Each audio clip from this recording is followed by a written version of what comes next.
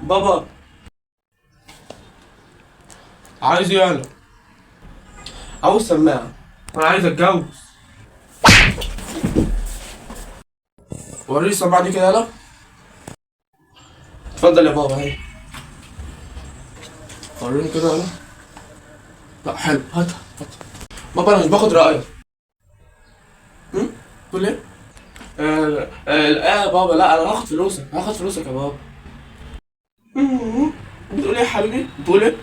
طب بس سلفني سلفني طيب يا بابا، دول 1600 جنيه يعني.